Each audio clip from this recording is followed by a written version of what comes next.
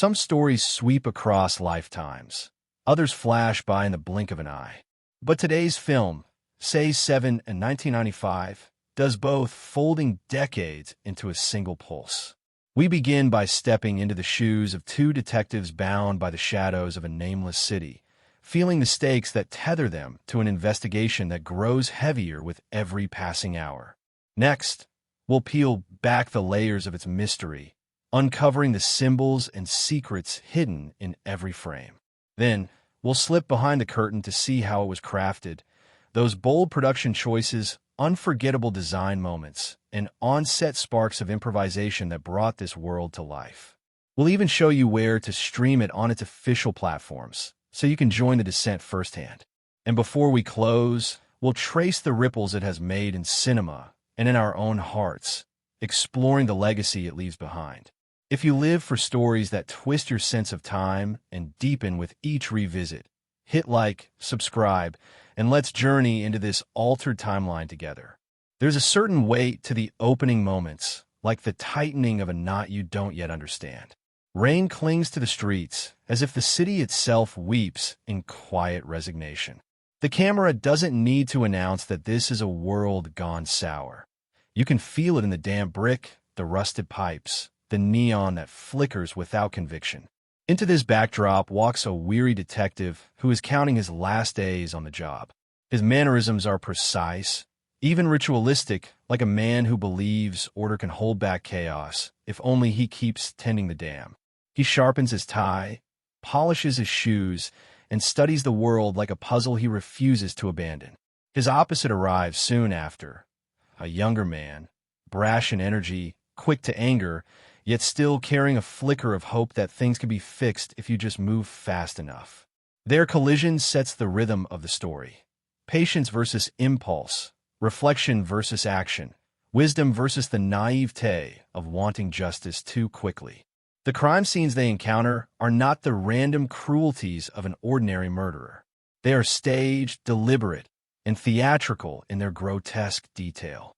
A man forced to eat himself to death, a life bled out in a pit of gluttony, is not merely a victim.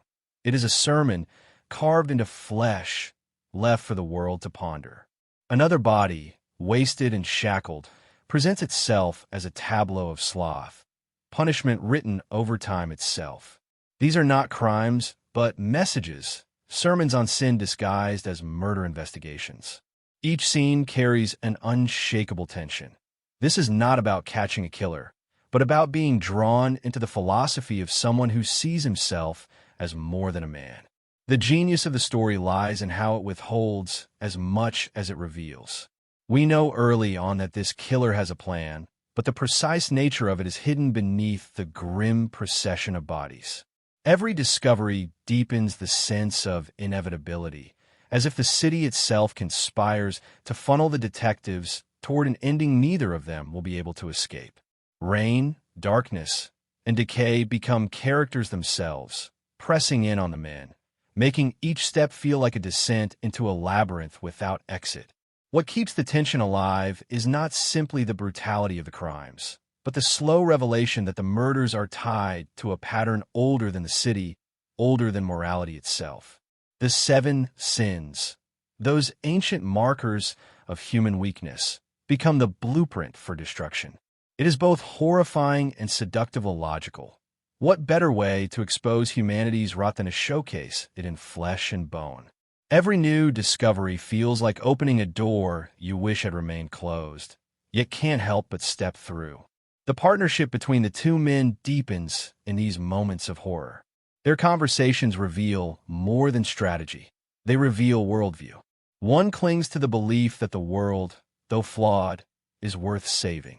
The other, seasoned and worn, quietly admits that the fight may already be lost, that the world's decay is unstoppable. Between them stands the killer's design, daring them to choose whether to resist or surrender to the tide. As the investigation grows darker, the city itself feels like an accomplice. Rain never stops falling. Interiors are dimly lit, claustrophobic, cluttered with dust and shadows. The air carries a perpetual sense of mildew and despair. It's as though the film traps its characters in a purgatory, refusing to grant even a moment of sunlight or relief. This aesthetic does more than set mood. It amplifies the inevitability of the story's march toward ruin. Hints of the killer's presence linger in small ways before he finally appears. His handwriting scrawled across notebooks, his sermons tucked into photographs, his voice echoing in the silence of abandoned apartments. He is less a man than an idea, an invisible hand arranging the chessboard while the detectives scramble to make sense of the pieces. His intelligence makes him frightening, but it is his conviction, his belief in his twisted righteousness, that makes him terrifying. The story teases its future through fragments, letting us glimpse the storm ahead without yet unveiling it. We see the sins piling up, the detective's psyches fraying, the weight of failure pressing harder. Every moment feels like a step closer to a revelation too unbearable to face. The brilliance of the storytelling is how it whispers the inevitability of tragedy without shouting it, letting the viewer carry a sense of dread that grows heavier with each passing frame. By the time the investigation nears its climax, the audience feels as trapped as the detectives themselves. We know there will be an ending, but not the kind we hope for.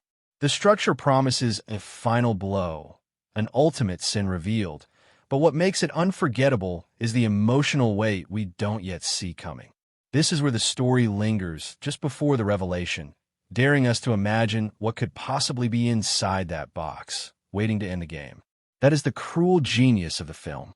It builds a world so steeped in rot that the faintest glimmer of light feels suspicious.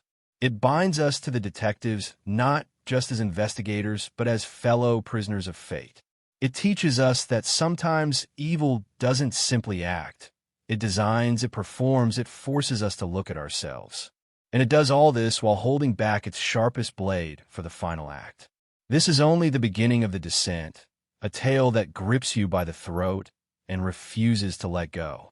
The rest of the story will not only solve the mystery, but twist it into something even darker. The city's rain will continue to fall, and when it does, the final reckoning will come, not with a bang, but with a box. The rain does not simply fall in this story. It seeps, it stains, it defines everything. From the opening frames, the atmosphere is heavy with a kind of endless twilight, as though the sun itself has long since abandoned the city. In that gloom stands a man nearing the end of his career. His movements are precise, deliberate, not because he is calm, but because he has learned that order is the only defense against chaos. He lays out his belongings with care, smooths his tie, and notes each detail at a crime scene with the devotion of a man who knows he has little time left before retreat. This is a detective who has carried the weight of countless tragedies, and while his voice rarely raises, it trembles with exhaustion. He has seen too much, and the city has taken nearly everything from him except the stubborn commitment to keep observing, keep cataloging, keep caring even when caring seems futile. His replacement arrives in a rush of youth and impatience, a man who requested this city as if eager to prove himself on the most difficult stage. He is brash where his elder is restrained, impulsive where the other is measured. His words tumble out quickly, his movements betray a need to act, to intervene, to fix. This energy is admirable, but dangerous in a place where the darkness is patient. Together, they form a reluctant partnership, two men bound by necessity rather than trust, drawn together by crimes that seem less like human cruelty and more like sermons carved in blood. The first crime scene sets the tone.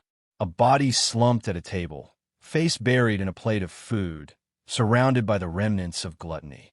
The stench of decay hangs in the air, and the details tell a story too grotesque for accident. The man has been forced, coaxed, punished into eating until his body collapsed under the weight of his own consumption. It is not a killing in the traditional sense. It is a message, a tableau meant to be discovered, dissected, feared. The younger detective recoils with disgust, his instinct to shout, to push forward, to demand answers. The older one takes in the silence, noting the scratches, the stains, the posture of the corpse. For him, Horror is nothing new, but this horror is deliberate, structured. Already he senses a pattern forming, though the pattern itself hides just out of reach. Their investigation pulls them deeper into a city that feels complicit in every sin. The streets are slick with rain, the alleys echo with muffled arguments, the interiors are damp and suffocating. No corner offers relief. No scene opens on a beauty. The environment itself seems to tighten its grip on the detectives, making them part of the same theater in which the killer performs. Days blur into nights without distinction. Sleep becomes scarce, tempers flare, and yet the killings continue. The second crime is discovered in an apartment so foul it feels abandoned, though its occupant is very much alive, or at least has been forced to stay alive. A skeletal figure, shackled to a bed, his body wasted by months of torment, is found lying beneath air fresheners that dangle like a cruel joke. His survival is not mercy but punishment. His existence has been reduced to a living corpse, barely breathing, a symbol of sloth embodied. The horror is different here. Not quick, not immediate, but stretched across time, the suffering elongated until it becomes unbearable to imagine. The detectives are shaken in different ways. The younger one lashes out, horrified that anyone could do this. The elder grows quieter, unsettled by the killer's patience, his willingness to craft not just death, but a sermon that requires endurance. As the pattern begins to emerge, the case transforms. These are not random acts. They're chapters in a doctrine. The 7 deadly sins, ancient, familiar, almost quaint in their medieval origins, become the template for slaughter. The detectives realize they are not chasing a man in the traditional sense, but unraveling a manifesto. Each crime is a statement, an accusation written in flesh, and the killer intends for them to be read. The city itself seems to echo this realization. Every neon sign and dripping pipe a reminder of decay, every shadow whispering that more bodies will follow. The partnership between the two men begins to harden. What began as distrust and irritation becomes necessity. They argue, they challenge each other, but underneath, a fragile respect grows. The elder sees in the younger a fire he himself has long lost, a stubborn refusal to surrender. The younger, for all his bravado, begins to recognize the weight of wisdom in his partner's silences, the value of patience even in the face of horror. Their conversations, often bleak, reveal the divide between hope and despair, between believing the world can be saved and fearing it is already rotted beyond repair. The killer, though still unseen, becomes a presence in their lives. His notebooks, filled with scrawled obsessions, reveal a mind meticulous in its madness. His apartments, when discovered, are shrines to cruelty and order. Every clue they uncover feels planted, as though he is not fleeing but guiding them along a path. The detectives are no longer hunting him. They're being led, lured, folded into his design.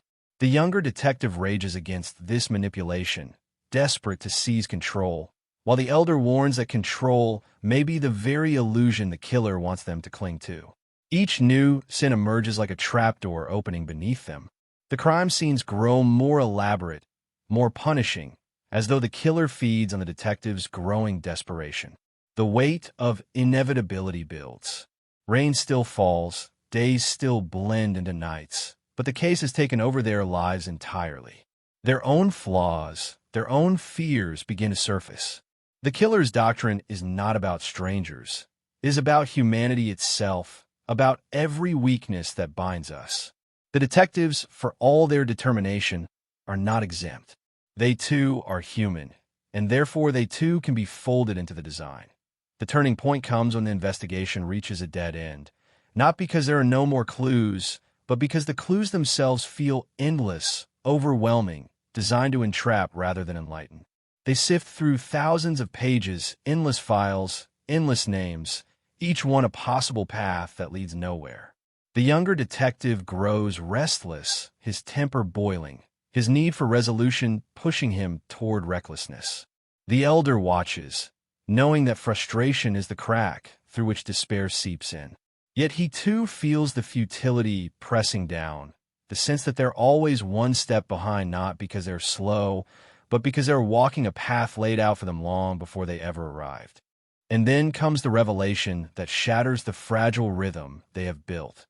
The killer is not content to remain in the shadows forever.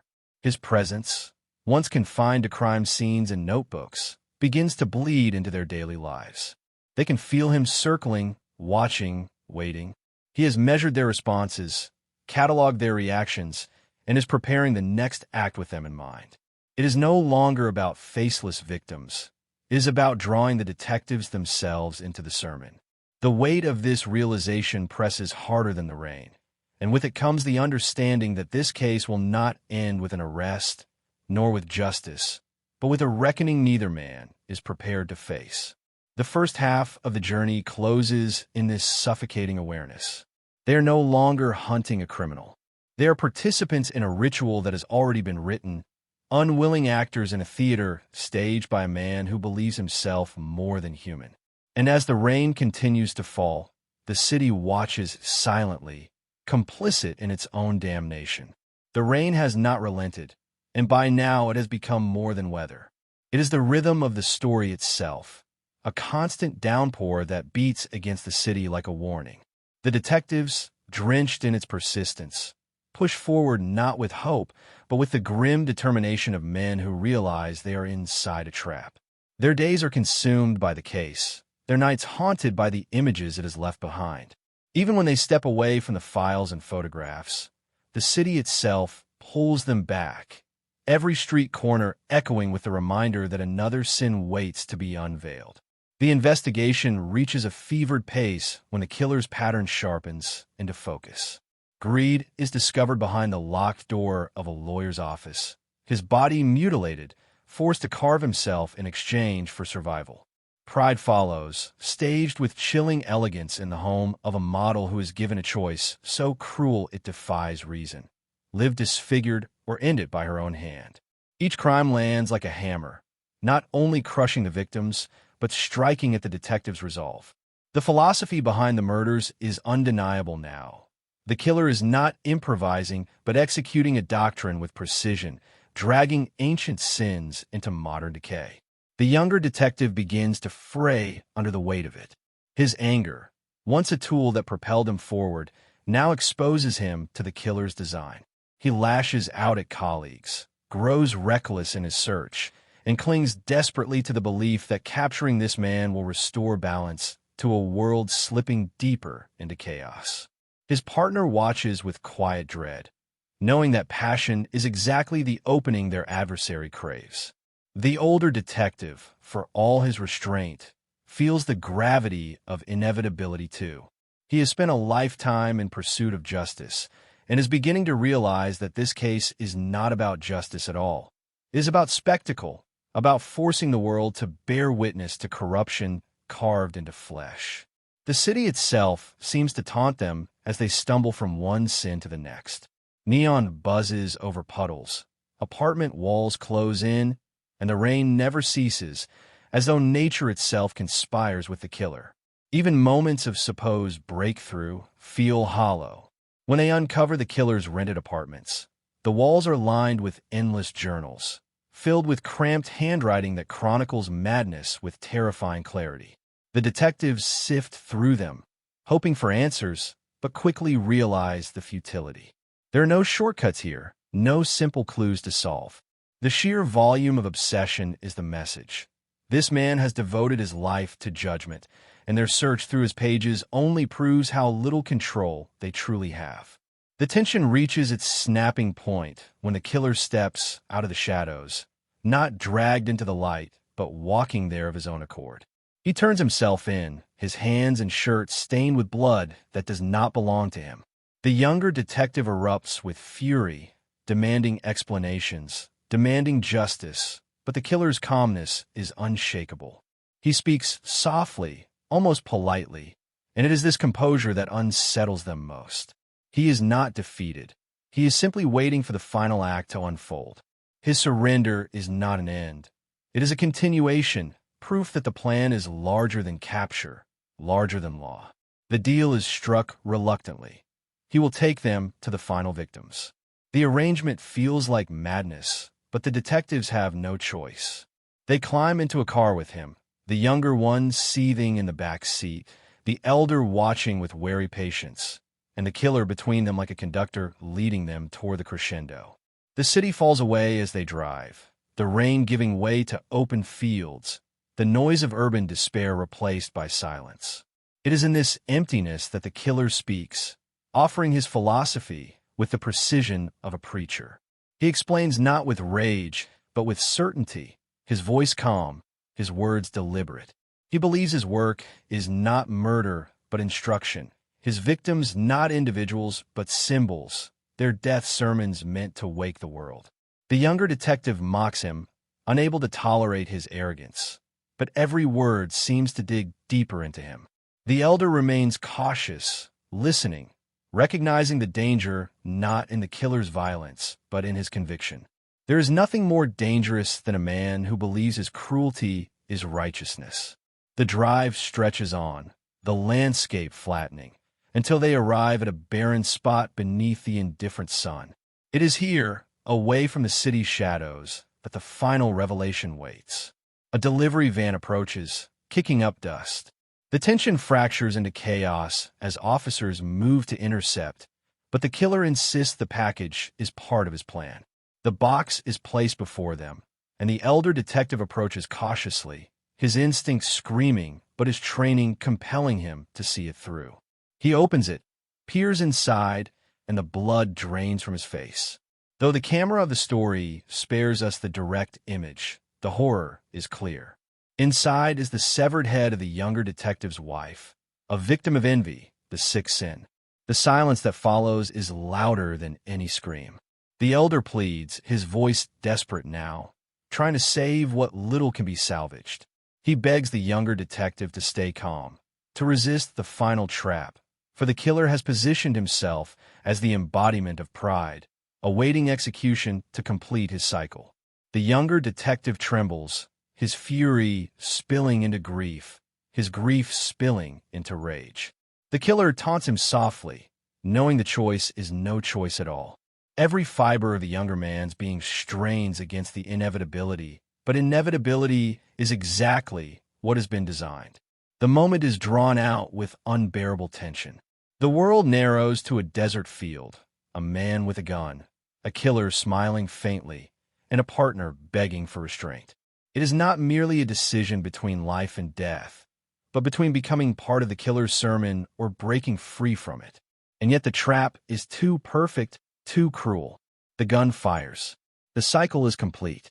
The aftermath is quiet devastation. The younger detective is led away, broken beyond words, his life shattered by the manipulation that consumed him. The elder, left to watch the wreckage of both the case and his partner's soul, mutters that he will remain on the job after all, not because he believes in victory, but because surrender is no longer an option. The killer's design has been fulfilled, but the city remains, the rain will fall again, and there will always be another darkness waiting. The second half of the story closes not with triumph, but with emptiness, a hollow echo that lingers long after the screen fades. It is not resolution that the audience carries away, but the heavy reminder that evil often wins not by brute force, but by bending the human heart until it breaks itself. The rain that coats the film is more than weather. It is an extension of the characters themselves, an externalization of what lies inside. To explore these figures is to step into a storm of contradictions, order and chaos, faith and despair, patience and rage. Each one is carved with such precision that they transcend the roles of detective, victim, or villain, becoming reflections of something much larger.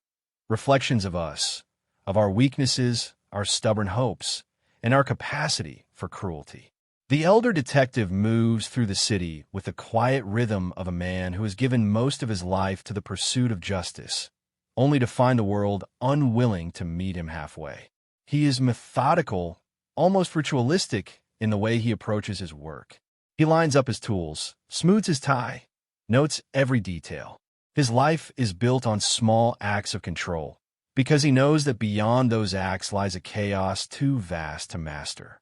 He speaks with measured words, his voice calm, even when it carries disappointment or frustration. Yet beneath his restraint is exhaustion, decades of watching the city rot, of arriving at scenes too late to save anyone, of collecting evidence for crimes that never should have existed. Retirement hovers before him like a promise of peace, but even as he prepares to leave, he cannot let go of the habit of caring. The very thing that has worn him down is also what keeps him alive, the compulsion to observe, to catalog, to bear witness. His counterpart enters as fire to his stone. The younger detective barrels into the story with energy that borders on recklessness. He has requested this city, demanded it, as though eager to prove that he belongs on the toughest stage. His impatience is both his gift and his downfall. Where his elder partner studies a scene in silence, he demands answers, shouts at suspects, leaps toward conclusions. Yet this volatility is fueled not by arrogance, but by belief. Belief that justice is still possible, that wrongs can be righted if you move fast enough, that the world can be saved from itself. He is passionate, flawed, and profoundly human. His quick temper makes him vulnerable, but it also makes him relatable. He is every person who has raged at injustice, every soul unwilling to accept the decay around them. The bond between them is one of the story's most compelling arcs. At first, they are oil and water. The elder dismisses the younger's impulsiveness. The younger mocks the elder's caution. Their clashes are not just professional, but philosophical. One believes the world is already lost. The other clings to the hope that it can be saved. Yet as they move through the killer's labyrinth, something changes. They begin to respect the qualities they once despised.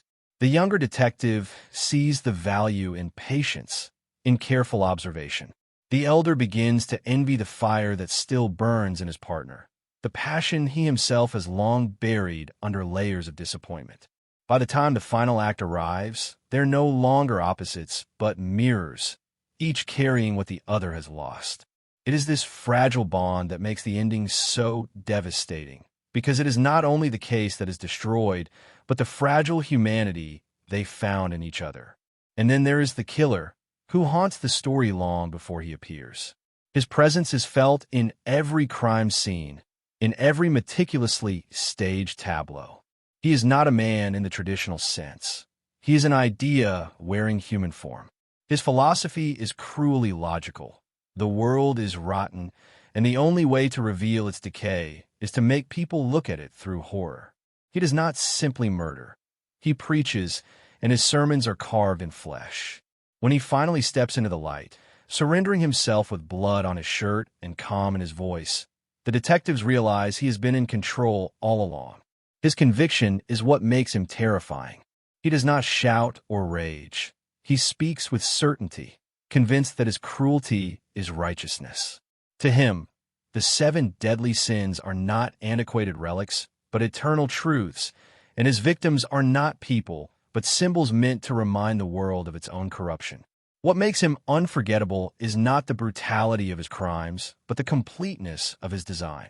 He anticipates every reaction, every weakness. He knows the elder detective will search for meaning, and the younger will lash out in fury. He builds his final act not around strangers, but around them, drawing them into his sermon until they can no longer separate themselves from it. His genius is not in killing. It is in bending others to his script, making them unwilling actors in a play he has written long before they arrive. When a younger detective pulls the trigger in the final moment, the killer is already victorious, his doctrine complete. He has not only punished sin, he has proven that sin governs even those who fight hardest against it. The supporting characters, though fleeting, deepen the texture of this world. The wife of the younger detective offers a glimpse of innocence, a fragile light in a city of shadows. Her warmth, her vulnerability, and her quiet confession that the city is suffocating her reveal the cost of living in such a place. She is the soul at stake, the human heart threatened by the machinery of sin. Her loss in the final act is more than personal tragedy. It is the shattering of hope itself, the extinguishing of the one figure who represented life beyond the storm. Even the victims, though seen only briefly, linger in the imagination. Each one embodies more than their role in the killer's doctrine. They embody the frailties we all share. The man consumed by gluttony, the lawyer destroyed by greed, the model undone by pride. They are extreme portraits of flaws that live in everyone. The horror lies not just in their deaths, but in the recognition they provoke. The audience, like the detectives, is forced to confront the uncomfortable truth that these sins are not distant abstractions, but parts of the human condition itself. Together, these characters form a triangle of belief, doubt, and despair. The elder detective represents resignation. The younger embodies defiance, and the killer crystallizes conviction. Their collision is inevitable, their philosophies irreconcilable, and yet it is precisely this clash that gives the story its power. None of them emerge unscathed, because the point is not survival but revelation. The elder learns that even wisdom cannot shield him from cruelty. The younger discovers that passion, unchecked, can be twisted into destruction. The killer proves his doctrine at the cost of his own life, but in doing so, he corrupts everything around him. What lingers after the credits is not just the shock of the crimes or the twist of the ending, but the weight of these characters and what they represent. They are not simply players in a narrative. They are embodiments of our own struggles. The elder speaks to the exhaustion of fighting battles that never seem to end. The younger speaks to the fire that refuses to surrender even when defeat is certain. The killer speaks to the darkness that watches both and whispers that all our efforts are meaningless. Together, they form a grim mirror, reflecting the tension between despair, hope, and the abyss that swallows both. It is through these characters that the story achieves its true power. Without them, the murders would be grotesque but hollow. With them, the murders become sermons, the city becomes a purgatory, and the audience becomes complicit. We are drawn into their struggle, forced to see ourselves in their flaws, and left with the unsettling truth that none of us is immune to the sins that drive the story forward. There is always something unsettling about the way truth hides in corners, especially in stories crafted with precision and menace. When we peel back the curtain on this film, the strangest truths emerge not just in what we see on screen, but in the details behind it. The choices, the accidents, the unnerving bits of reality that clung to the production. They are fragments of history and craft that feel almost as eerie as the narrative itself, as though the world conspired to make the fiction bleed into something closer to fact. The atmosphere was no accident. From the earliest days of production, the filmmakers sought to trap both characters and audience in a perpetual twilight, a place where rain fell endlessly and daylight felt like a memory. This vision was so intense that artificial rain machines were deployed day after day, drenching sets until even the cast began to feel the city's despair soak into their bones. Crew members joked bitterly about the futility of umbrellas, about how the city itself seemed to sweat with sorrow. The decision was not merely aesthetic, it was psychological. Actors walked to set knowing they would be soaked, shivering, carrying the heaviness of water in their clothes. By the time cameras rolled, they were already in character, already broken down by the environment that mirrored the story's despair. The notebooks that lined the killer's apartment were not props in the disposable sense. Each one was filled by hand, page after page of cramped writing that spilled obsessive thoughts, biblical references, and philosophical fragments. Thousands of pages were created, and only a fraction ever appeared on screen. The process took months, and the result was as unsettling for the crew as the crimes themselves. When actors leafed through them on set, the words felt too real, too convincing, as though they had stumbled onto the genuine ramblings of a zealot. Some refused to touch them after a while, admitting quietly that the madness contained within seeped into their thoughts. The casting of the killer carried its own strangeness. When the actor finally arrived on set, he insisted on minimal interaction with the rest of the cast before filming his scenes. He wanted the detectives to meet him as strangers, to feel the shock of his sudden presence. By the time the cameras captured his calm, unnerving composure, the effect was authentic. The detectives were not just acting when their eyes flickered with unease. They were encountering someone who had deliberately stayed in the shadows, watching them without being known. The air on set shifted palpably whenever he entered, as though fiction had bent closer to reality. There were accidents that felt too poetic to ignore. During one take, a prop gun misfired. Not dangerously, but enough to jolt everyone present. The tension it created lingered, the reminder that even in a controlled environment, violence has a way of asserting itself. In another moment, the rain machines malfunctioned, flooding part of the set so severely that the crew had to halt shooting. Rather than frustration, many described the incident as unervingly fitting. It was as if the city itself was crying harder, one crew member recalled later. The infamous box in the desert carried its own mythology. The crew went to great lengths to protect the secret of its contents, ensuring that few people knew precisely what the actors would be reacting to. The shock on their faces was fueled by genuine uncertainty, their imaginations doing as much work as the script. Even years later, cast and crew joked, or perhaps half-believed, that the less they said about the box, the more powerful it remained. The secrecy was part of its power, a decision that blurred the line between actor and audience. Stranger still was the effect the production had on those who worked within it. Several crew members admitted in interviews that the film followed them home, that its atmosphere bled into their dreams. The rain never seemed to stop, even outside the set. Some spoke of nightmares where they walked into rooms arranged like the crime scenes, where they felt the killer's presence just behind them.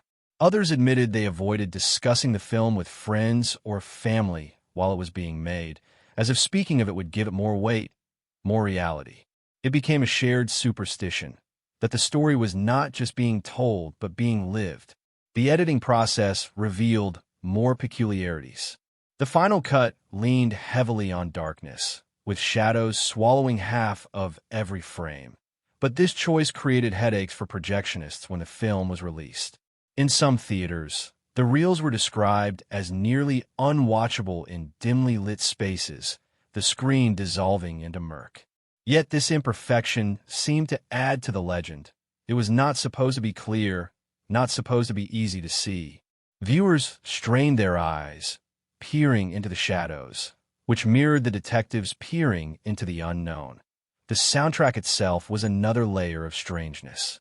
Industrial hums, mechanical drones, sounds that felt like machines groaning under weight. All were woven into the score, making the city feel alive, breathing, oppressive.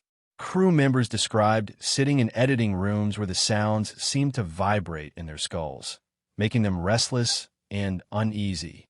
Some even confessed they turned off the audio during breaks, unable to sit in silence without hearing echoes of those mechanical groans long after. Even the choice of city carried peculiar resonance. The film was shot in locations pieced together from multiple places, but stitched so seamlessly that audiences believed in a single nameless metropolis.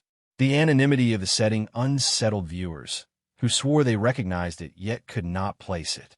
It was everywhere and nowhere at once, a nightmare city cobbled together from fragments of reality. That dislocation was deliberate, meant to trap the viewer in a purgatory of familiarity without comfort. There is also the strangeness of its reception.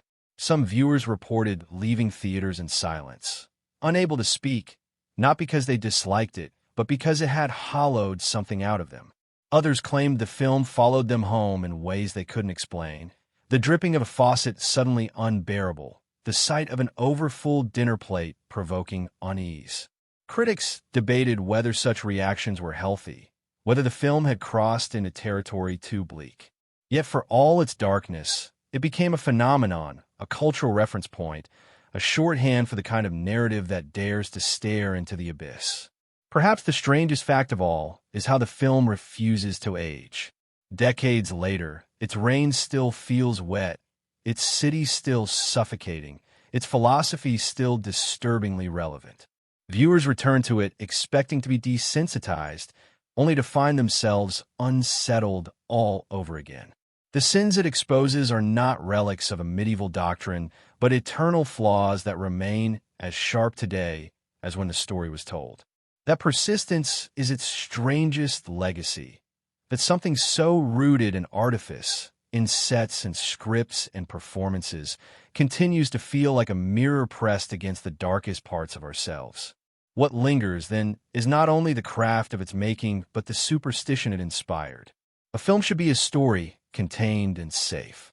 Yet this one spilled into the rain-soaked streets of memory, into the lives of its makers, into the quiet fears of its audience.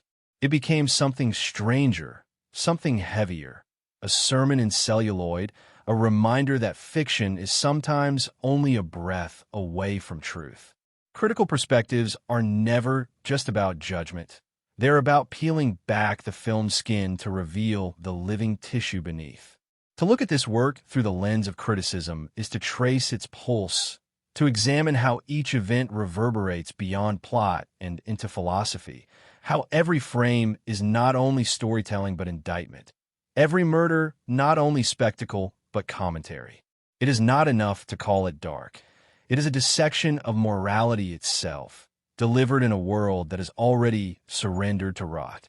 The opening act places us immediately in dialogue with despair. The elder detective embodies exhaustion, but more importantly, he represents the futility of seeking order in a system designed to collapse. Critics often note that his methodical habits, the laying out of his tie, the slow note-taking at crime scenes, are not quirks of character but metaphors for a worldview. His struggle is not against a single killer, but against entropy itself. When viewed through this perspective, the story is not simply about a man nearing retirement, but about the death of faith in the possibility of change. The city reigns not because the weather demands it, but because hope demands to be drowned. The murders themselves invite analysis far beyond horror.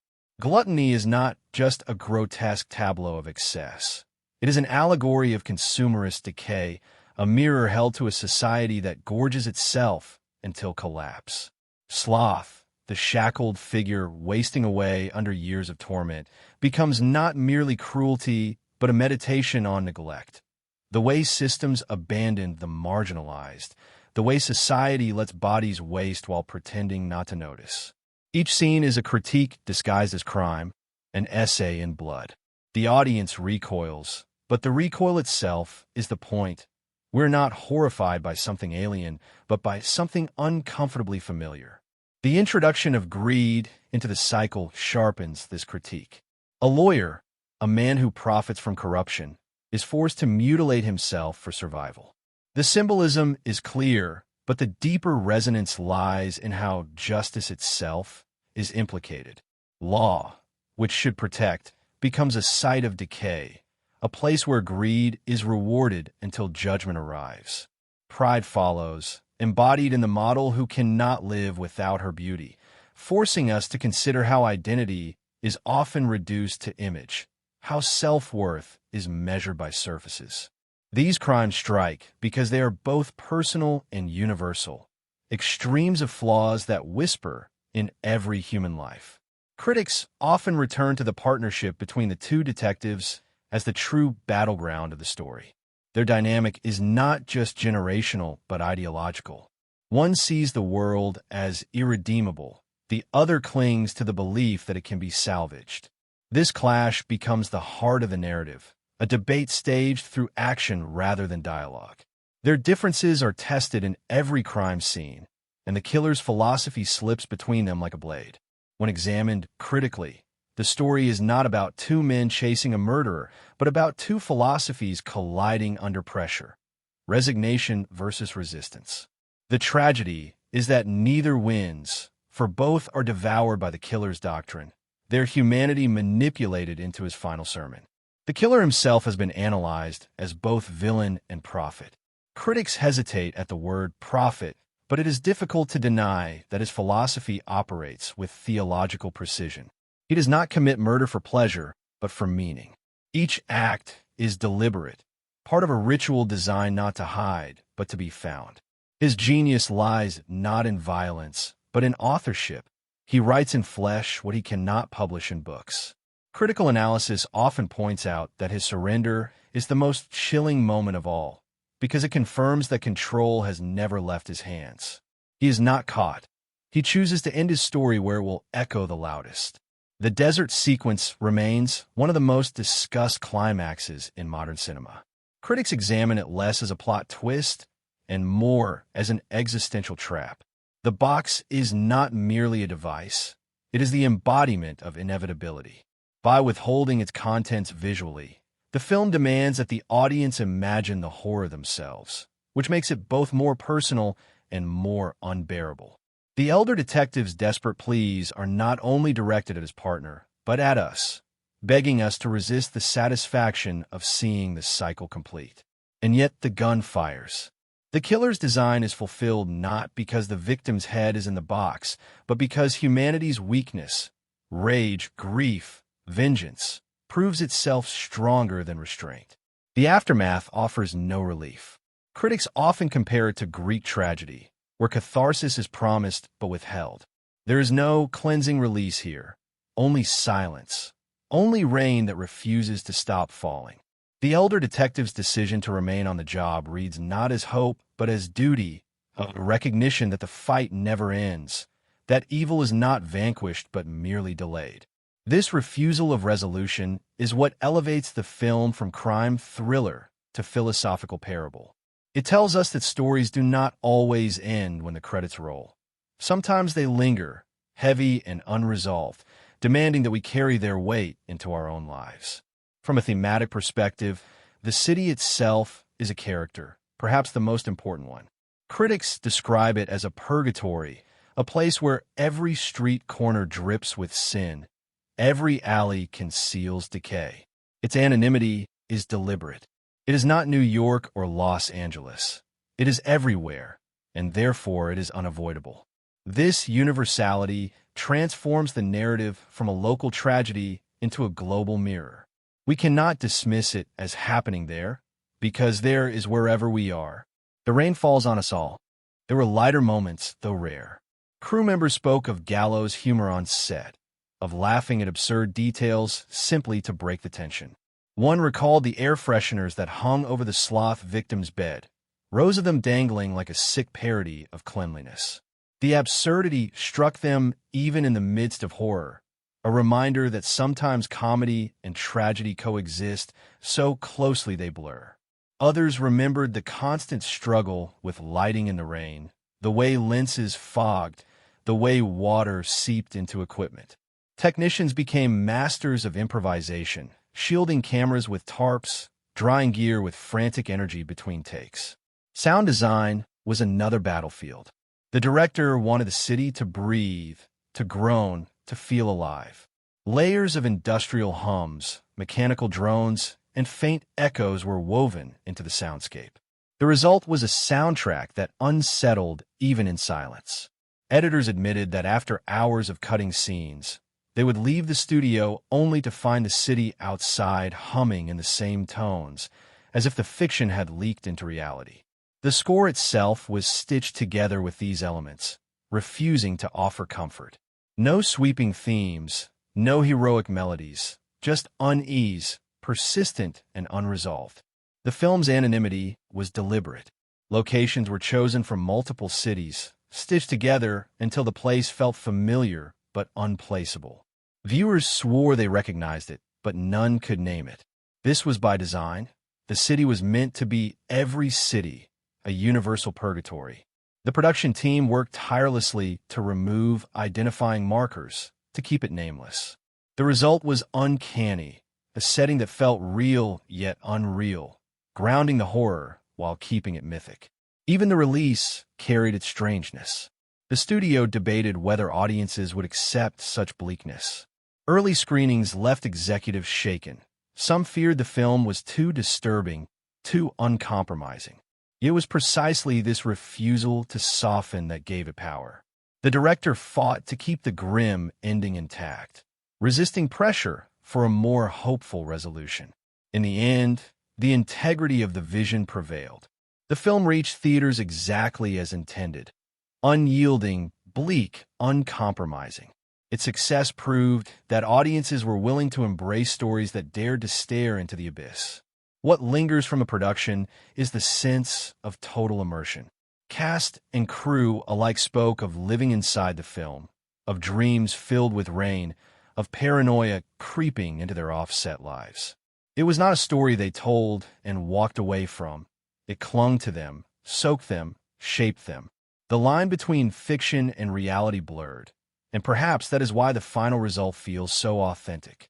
It is not simply a film, but a lived experience. Preston is celluloid with the weight of every drop of rain, every page of those notebooks, every shadow deliberately cast. The city is not backdrop. It is character, antagonist, prison. From the opening moments, it asserts itself not through landmarks, but through atmosphere, a suffocating environment that seeps into skin and psyche alike. Its defining trait is anonymity. It has no name, no identifiable skyline, yet feels achingly familiar. Critics have long remarked on this choice because it renders the setting mythic. This could be any city, every city. It is purgatory rendered in brick and rain. Rain itself becomes the city's bloodstream. It falls without pause, filling gutters, streaking windows, dripping endlessly from broken pipes. It stains clothing, dampens spirits, weighs down every step. For the detectives, it is both environment and enemy, something to endure, something that magnifies their exhaustion. Cinematically, the rain was not mere mood, but narrative device. It blurred lights into halos, cloaked alleys in mist, muffled sound into echoes. The cinematographer spoke of it as paint, a brush that coated every frame with melancholy. Viewers can almost feel its chill, as though they too are soaked, trapped in a place that refuses to dry. Interiors mirror the decay outside. Apartments are claustrophobic, their walls discolored by mildew, their furniture sagging with age. Offices are dim, files stacked into oppressive towers, evidence of systems drowning in their own bureaucracy. The killer's lairs are the most haunting of all. Rooms arranged with meticulous cruelty, shrines of obsession lined with notebooks that threaten to topple under their own weight. The art direction emphasized detail, ensuring that even the smallest object, a cracked mirror, a faded photograph, a rusted bed frame, spoke of lives suffocated by neglect. It is not a world that ever feels staged. It feels inhabited, worn, ruined. Lighting choices deepen this suffocation. Shadows dominate, not as absence, but as presence, swallowing half of every frame. Characters often move at the edge of visibility, their faces carved by slivers of light that reveal as much as they conceal. The effect is psychological. The audience is forced to lean in, to peer through darkness, mimicking the detective's own struggle to make sense of obscurity. Rarely does natural light appear, and when it does, in the desert climax, it arrives not as relief, but as exposure, a harsh illumination that burns rather than comforts. The sun, withheld for nearly the entire film, emerges only to witness the final horror. Cinematography fused intimacy with unease. Handheld shots drew us close to characters, making us feel the tremor of their uncertainty. Static frames lingered too long, compelling us to absorb details we wished to ignore. Wide shots of the city rarely offered grandeur. Instead, they emphasized entrapment, buildings looming like sentinels, streets closing like corridors. The lens language reinforced the story's philosophy. There is no escape, only deeper descent. Every angle was chosen to strip away comfort, to immerse the audience in a world where even empty spaces vibrated with menace. Sound design was equally deliberate.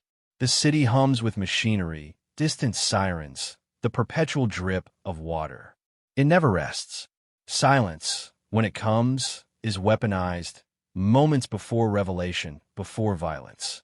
The score avoids sweeping melodies, instead offering industrial groans, mechanical drones, sounds that seem to emanate from the infrastructure itself. The result is a city that feels alive, groaning under its own corruption, pressing its weight onto the detectives as surely as the rain on their coats. Symbolism seeps through these elements. The rain symbolizes cleansing denied, a baptism that never comes. Darkness becomes not just absence of light, but embodiment of ignorance, the unknown in which evil thrives. The desert, by contrast, symbolizes exposure, truth laid bare, but too late to alter fate. Each setting is not random, but chosen to echo the film's themes: sin, inevitability, decay. The city is humanity's mirror, its architecture a sermon in steel and shadow. The design of the crime scenes underscores this symbolic layering. Gluttony's apartment is not only a chamber of death, but a grotesque parody of consumption, its refrigerator bursting with rot, its tables sagging under the weight of excess. Sloth's lair, with air fresheners dangling in cruel rows, becomes a grotesque gallery of neglect, the smell of decay mocked by artificial attempts to mask it. Greed's office is lined with wealth and power, yet reduced to a chamber of mutilation. Pride's apartment, with mirrors and cosmetics, becomes a shrine to vanity turned tomb. Each scene is a cinematic essay, the setting itself delivering the argument. Even the choice of keeping the city unnamed was a cinematic stroke. It denied the audience distance. Had the story been locked into a specific geography, viewers could comfort themselves with the illusion that this darkness belonged elsewhere. By stripping away name and identity, the filmmakers ensured the horror belonged everywhere. The anonymity is universality. The rain falls on all of us. In production, the challenge was coherence. Filming took place across multiple locations, stitched together with such care that the seams vanish. Urban fragments from different places became one composite nightmare. Audiences swore they recognized it, yet no one could place it. That disorientation was intentional, forcing us to confront not a city, but an idea of city, a place where sin thrives because anonymity protects it. The desert climax remains the most startling break in setting. After hours of rain, we are thrust into arid openness, sky stretching without mercy. Yet this openness does not liberate, it exposes. There is nowhere to hide, no shadows to soften what is revealed. The sun, withheld until this moment, becomes a spotlight, casting every character into harsh clarity. The box, placed in this expanse, becomes not just a device, but an altar. The setting transforms the act into ritual. The desert is stage for the killer's final sermon. What lingers from these elements is suffocation. Viewers leave the film feeling damp, shadowed, uneasy. The settings do not fade when the credits roll. They cling, as though the rain continues outside the theater. The anonymity of the city ensures we cannot escape it. The cinematography ensures we cannot forget it. The sound ensures it echoes long after silence. This is not simply design. It is philosophy rendered through brick, rain, and light. The city is sin embodied, and the cinematic elements are the tools that make us believe in it. To watch the film is not to observe characters moving through a world, but to feel the world itself devouring them. And in that feeling lies its true genius. Behind the scenes of this film lies a story almost as compelling as the one etched on screen. The atmosphere of despair and inevitability was not conjured solely through script and camera. It was lived, breathed, and endured by those who built it. Cast and crew alike spoke of the production as an immersion into darkness, a process that left its fingerprints on their lives long after the final reel was cut. To trace those insights is to glimpse how fiction blurred into reality, how a set became a kind of purgatory where art and life dissolved into one another. The rain was the first great trial. Day after day, machines churned torrents on its streets and alleyways, ensuring that every frame glistened with dampness. The actors grew accustomed to walking to set knowing their clothes would be soaked through, their shoes squelching, their hair plastered. Crew members joked that they worked not on a film, but on a flood, that their hands were perpetually wrinkled from waterlogged days. Yet beyond inconvenience, this immersion shaped performance. The weariness visible in the detective's eyes was not wholly acted. It was exhaustion born of shivering in cold water for hours. The decision to drench the city became a decision to drench the cast, binding them to the despair they portrayed. Inside the killer's lair, the experience shifted from physical to psychological. The notebooks, painstakingly filled with thousands of pages of real handwriting, unnerved everyone who touched them. Assistants spoke of their own creeping dread as they wrote line after line of obsessive thought, scripture twisted into menace. Some admitted nightmares followed, the words seeping from page to dream. Actors flipping through the journals reacted with genuine discomfort, recoiling not from prop, but from something that felt like evidence. The authenticity of the set infected the psyche. It was impossible to treat the space as fiction when every corner whispered madness. The casting of the killer was guarded with secrecy, and his behavior amplified the unease. He kept his distance from the detective's actors during much of the shoot, ensuring that his presence remained foreign, almost spectral. When he finally appeared in character, calm, polite, unervingly self-assured, the reaction captured on screen carried echoes of real disquiet. The actors were not only responding to their roles, but to the strangeness of meeting someone who had chosen to haunt the margins of their working lives. The set shifted in energy when he entered, as though everyone sensed they had moved closer to the gravity of the narrative. The infamous desert climax created its own mythology. To protect the secret of the box, the crew was divided in knowledge. Only a handful understood exactly what was inside. Others were left to speculate. The actors themselves were directed to react more to the weight of implication than to an explicit object. This secrecy bled authenticity into the scene. The horror was not rehearsed. It was imagined, conjured by uncertainty. The elder detective's anguished expression carried truth because he was working not with a prop, but with the unbearable concept whispered into his ear. The younger detective's trembling fury was fueled by the same half-knowledge, the imagination filling gaps with terrors sharper than any constructed image. The director fought ceaselessly to protect the ending from interference. Studio executives pushed for a softer resolution, fearful that audiences would recoil from such bleakness. But on set, cast and crew rallied behind the original vision. They sensed they were crafting something that demanded integrity, something that could not be compromised without losing its essence. The tension of this battle infused the production with urgency. Every day felt like a fight, not just against rain and logistics, but against the threat of dilution. When the ending was finally preserved, relief spread like victory.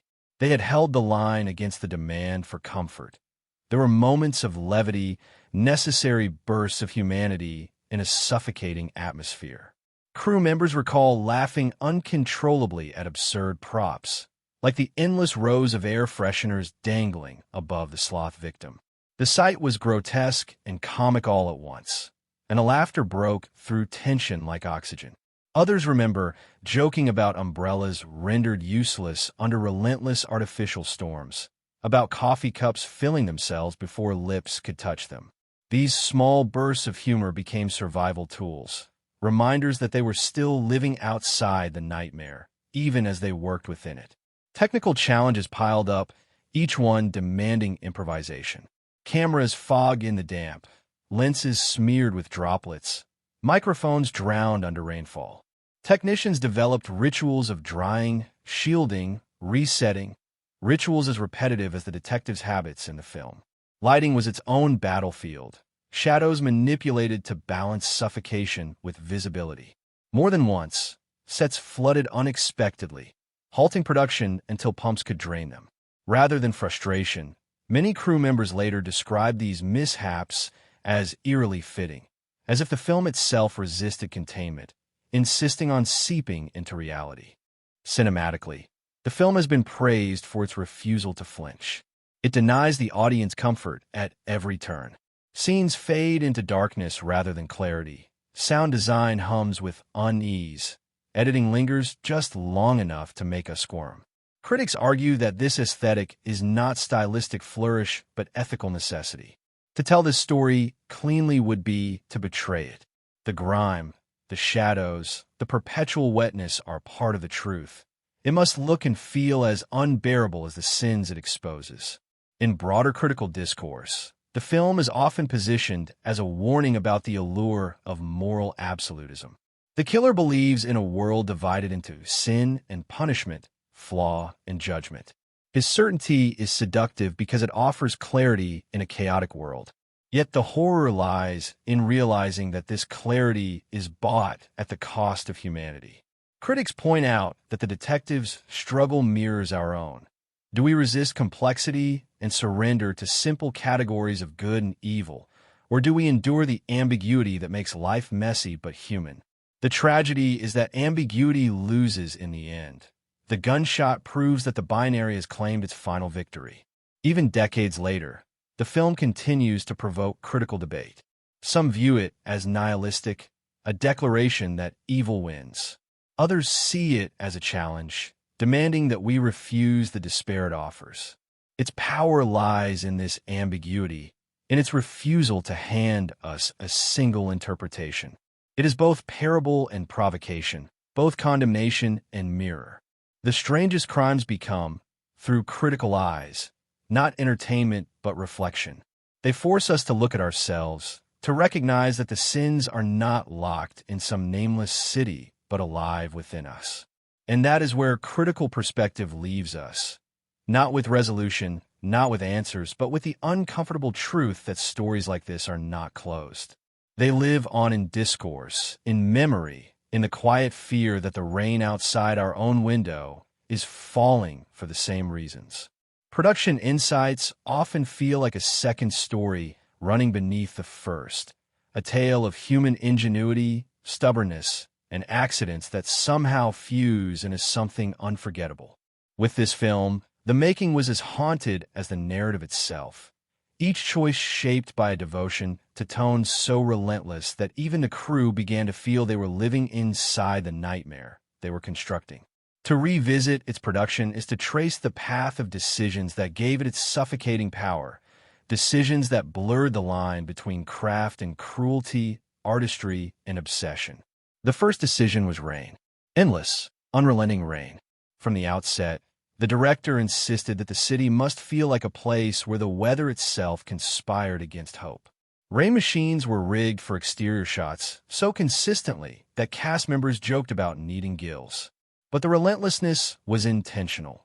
The detectives were to look and feel perpetually drenched, the weight of water in their clothes pressing them into the same despair that filled the city. The cinematographer spoke later about the challenge of shooting in perpetual gloom, about keeping shadows rich without losing detail. It became a delicate dance. Make it dark enough to suffocate, but visible enough to trap the viewer in the murk. The result was a palette that felt soaked, stained, as though the film itself were damp to the touch. The killer's notebooks were another exercise in obsession. Rather than use blank journals filled with random scribbles, the production team spent months creating thousands of pages of genuine text. Assistants filled them with detailed handwriting, covering page after page with fragments of scripture, philosophies, grotesque musings.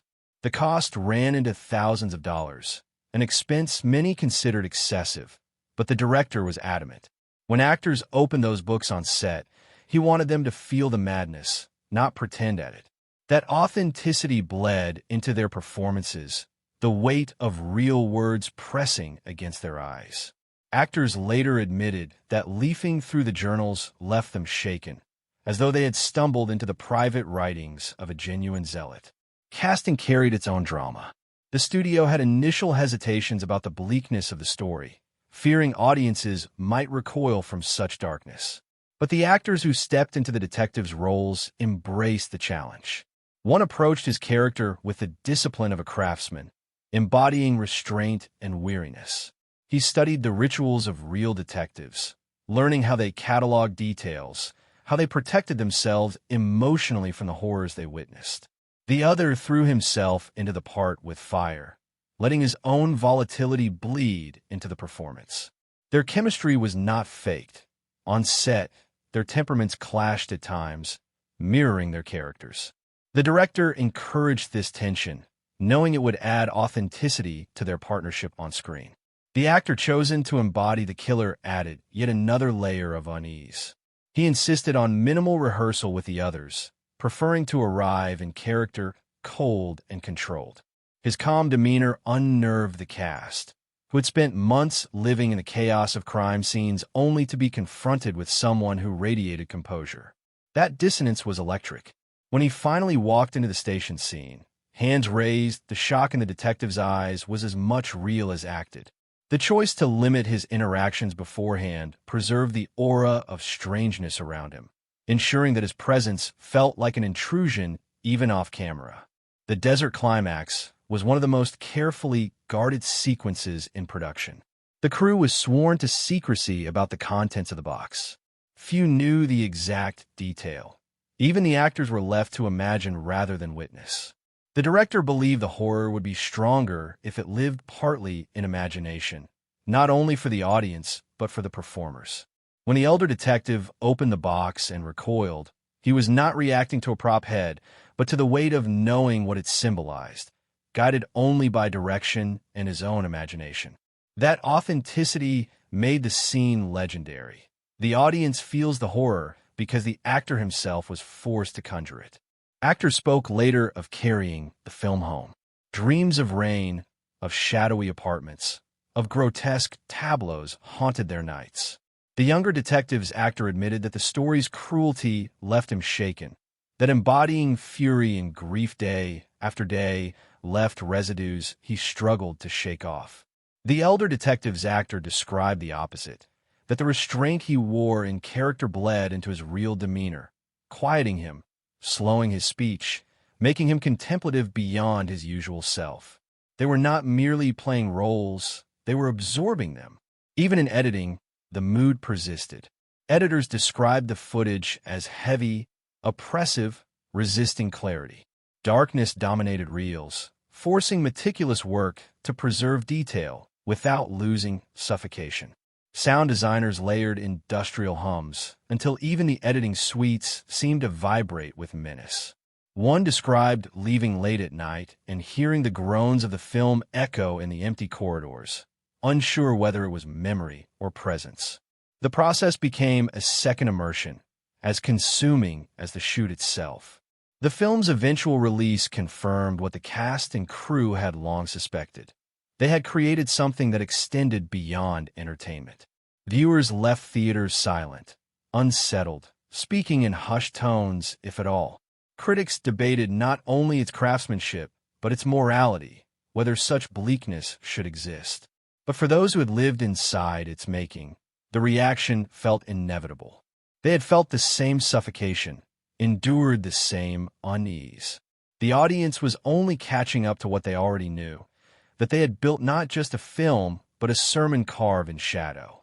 What remains in memory are not just anecdotes, but a shared sense of having survived something. Crew members, years later, still speak of the rain, the notebooks, the desert sun as if they were personal scars. The production became more than work. It became experience etched into their lives. To step behind the scenes was not to escape the darkness, but to discover that the darkness had always been there, waiting, eager to seep through every crack. Themes and symbolism in this film are not delicate ornaments added after the fact. They are its very bones, its bloodstream, its breath. To watch the story unfold is to be confronted with a tapestry woven from philosophy and dread, one where every choice, visual, narrative, atmospheric, is steeped in meaning. The crimes may be grotesque, the plot relentless, but beneath those surface shocks lies a meditation on morality, sin, and the fragile human condition. This is not a tale about murder. It is a sermon about existence, delivered in blood and shadow. The most overt theme and the spine of the narrative is the 7 deadly sins themselves. Drawn from centuries of Christian doctrine, they form the killer's blueprint, each victim a symbol, each tableau a warning. But the film does not simply present them as abstract concepts. It forces us to see them embodied in flesh, to recognize that they are not relics of medieval theology, but living forces shaping modern decay. Gluttony is not merely overeating. It is the grotesque excess of a society that consumes without end.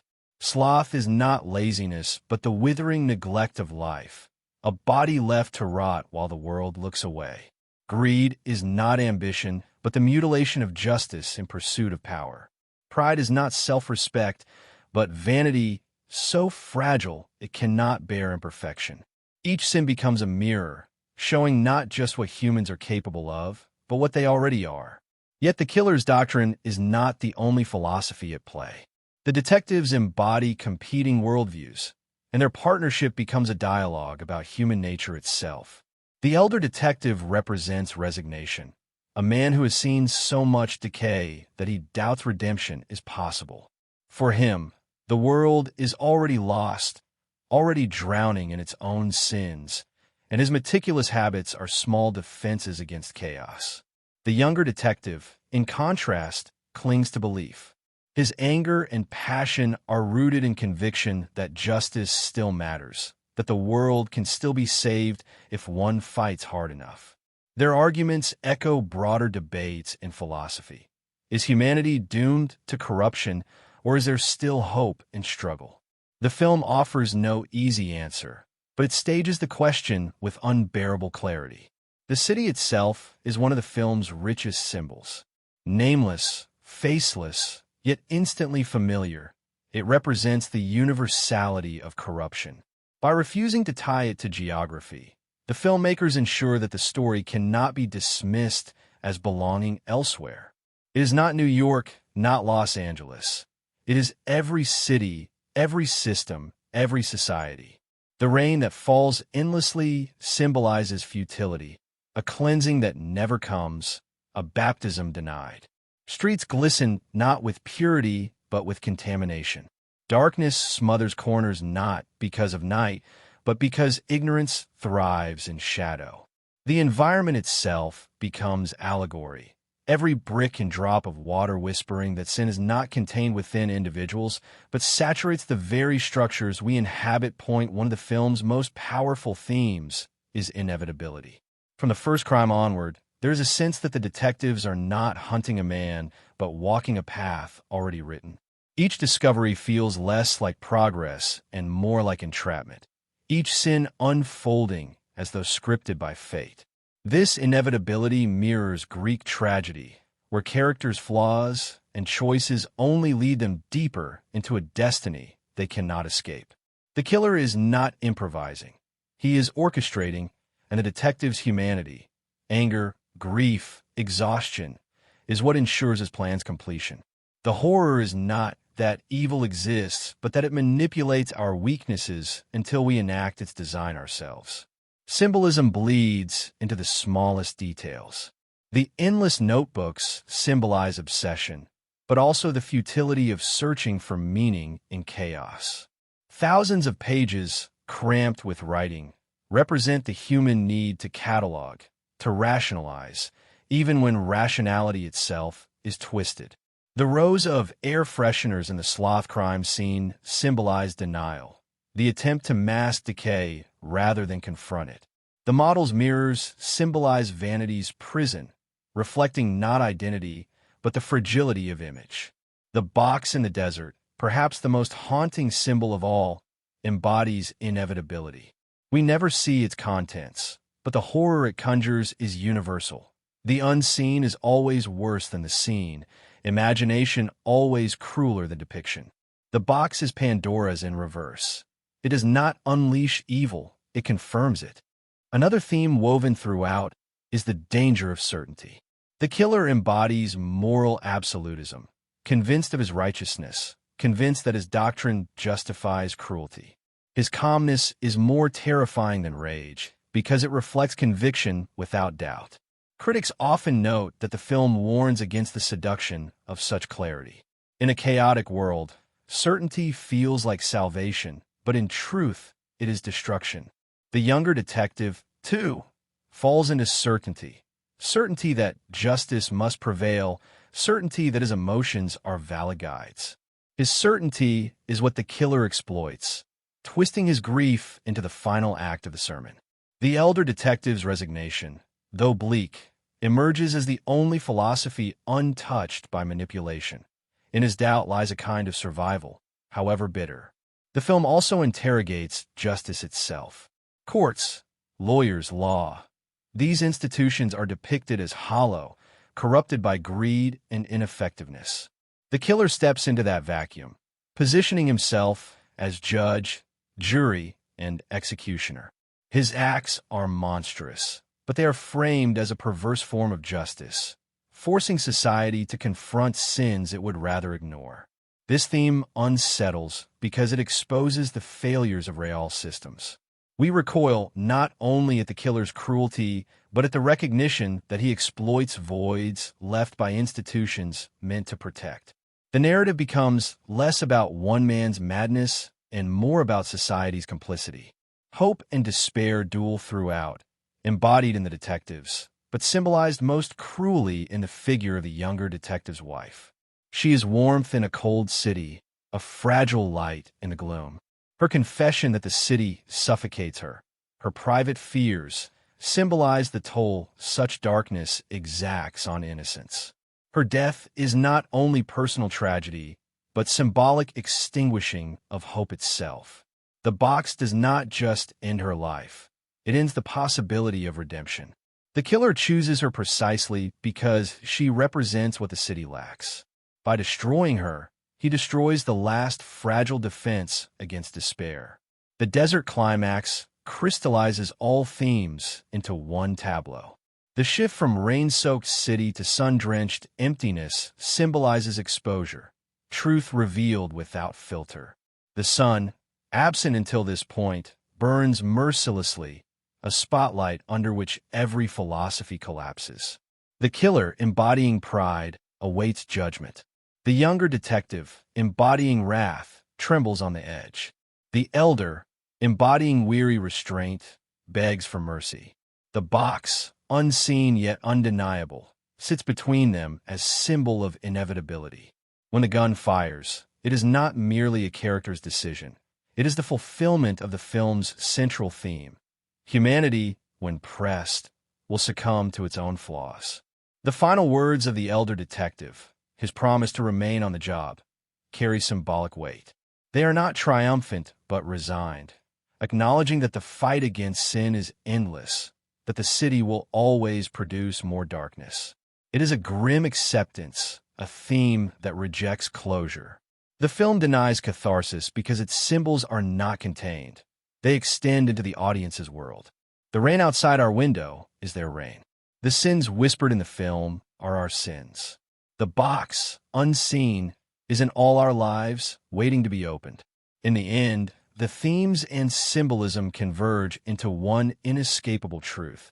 The story is not about detectives and killer, not about crimes and clues.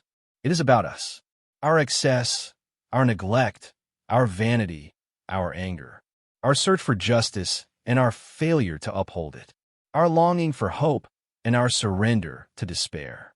Every symbol points back to the audience. Every theme accuses not the characters, but the viewers themselves.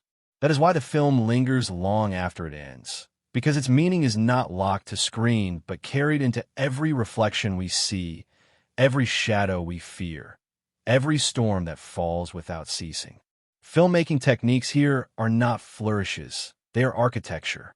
The story's power lies not only in what is told, but in how it is shown, in a marriage of form and content so seamless that style itself becomes substance.